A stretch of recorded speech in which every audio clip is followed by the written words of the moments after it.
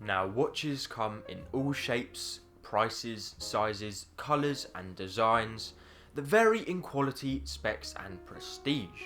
One design style is known as the RM or Richard Mille style. Now these are, usually at least, larger skeletonized watches which come in a big range of colours and are generally almost always in a tonneau case shape, which, if you didn't know, is French for barrel. It's sort of a barrel shaped case in this way. It's very unique. However, a Richard Mille on average will cost you hundreds of thousands to millions.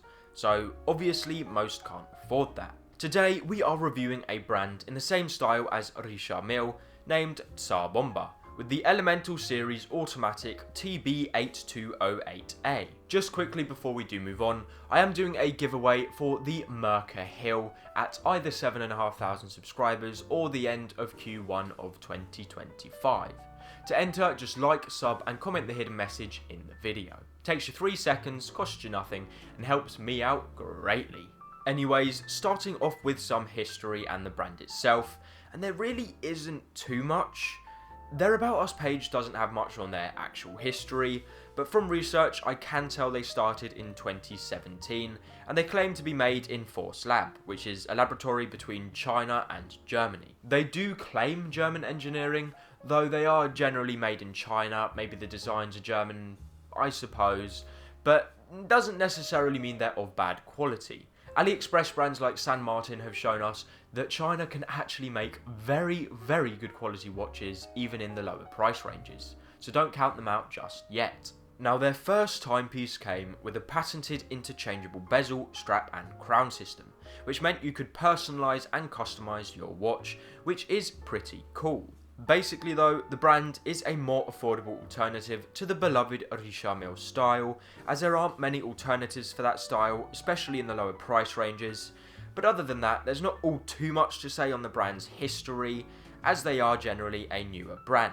But enough with that, what we care about is the product. Starting off with the dial, or technically lack of at least, we have a skeletonized blue dial of sorts, which also sports some gears which don't actually do anything, and a false tourbillon complication of sorts that spins when you shake the watch. But other than the movement, which we'll get into, all of these gears and bridges don't actually do anything. Now, they are just there for looks, but to be fair, you can't actually expect these sort of complications for a $300 price tag. That's just not reasonable. But all RMs have these sort of complications, so if you do want a watch that is in the RM style, you're just gonna have to go with, fake gears and bridges.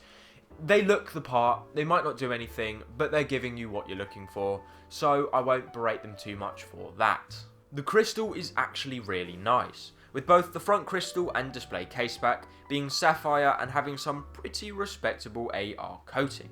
This does mean the watch is robust at least, and still looks good, even under bad lighting, plus for $300, a tonneau case shape bespoke sapphire crystal is very respectable. The strap is rubber, of course, silicone in fact, which has these sort of rivet cuts which do contribute to the design of the watch. And though rubber isn't usually my style, I do have to be fair, the quality of the rubber is actually quite nice, better than watches I've handled, so that is good at least. The strap also claims to be sweat, moisture and corrosion resistant, as well as being comfortable to wear without any allergic reaction. The movement is a Miyota 8000 series 82SO, which is accurate between 20 and 40 seconds a day, at 3 Hz, 21,600 VPH, 21 joules. It has a unidirectional automatic rotor, a Parashock anti-shock system, and a 42-hour power reserve. Plus, as of 2019, it does have hacking, which this one has, which is nice to see. So overall, it's about the same level as an NH35, for example. As for sizing, this is one of my personal issues with not just the watch or even this brand in particular, but the entire Richard Mille style. Now, you can probably take one look at me and tell that this isn't the sort of watch I usually wear. I normally go with more dressy, elegant pieces. I like a lot of vintage Piaget, Vacheron Constantin, Patek Philippe, vintage Rolex, the smaller models, 34mm, 36mm. Those are the sort of watches I wear. So a futuristic, massive, skeletonized watch that's on rubber doesn't really suit me, quite obviously. However, I do understand that a lot of people love that sort of design. RMs are popular for a reason, not just for pricing. They are generally quite loved for the way the designs look. Even though I don't get it, I know some of my viewers here will, and I know some of you do appreciate that design language, which is why I decided to go for this sponsor. Because even if I don't like the design of the watch, I can just comment on the actual objective quality and make of the watch, even if I don't like the design, and you can choose the design for yourself if you like it. Anyways, that aside, this is a massive 50.5mm watch, including the lugs, which technically are integrated because of the rubber strap, but yeah, it's 43mm in diameter, as well as 15.5mm thick. So I would recommend smaller guys to stay far away from this, but then again, this just isn't my style, and on all of the pictures and in person, everyone I see wearing Richard Mille's or Richard Mille style watches, they always look disproportionately huge to me. So maybe I just don't get the style, I just prefer smaller watches. If you think that these being larger on your wrist suits you, then go for it, there's nothing wrong with the sizing. The packaging is decent enough, you can't expect much in this price range, but they have a sort of Forks leather wraps what I would assume to be plastic box, with a little cardboard 2-year warranty card, which all watches come with, and a mini pamphlet with some stuff about the watch. The shipping is free, and it came wrapped very, very well, so you needn't worry about the watch in shipping. It will get to you safe and sound, I can tell you that with certainty. The packaging for this was nigh indestructible. As for other specs and finishing, we have 50 meters of water resistance, which isn't too bad, and then some Alpha Luminex lume, which is quite good. As well as that, it is of course the expected 316L stainless steel. However, as you can see, mine is rose gold tone, which I can only assume upon inspection to be PVD coating. The finishing is actually also pretty decent for the money, with some very basic but very clean straight brushing, and some nice contrast with polished edging around the timepiece. Overall, the finishing isn't absolutely insane like San Martin in the price range, but it's by no means bad, very all-round decent. I'd probably say it's on the level of the more affordable Seiko 5 and the high-end Orient.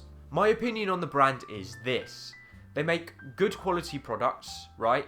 The finishing is very decent, the specifications are good, and the sizing is, I suppose, what people are looking for in that design language. There isn't anything absolutely mind-boggling, but nothing bad either. The reason I'd say this brand is still overall good though, is that even though I dislike the RM design style, lots of people love it.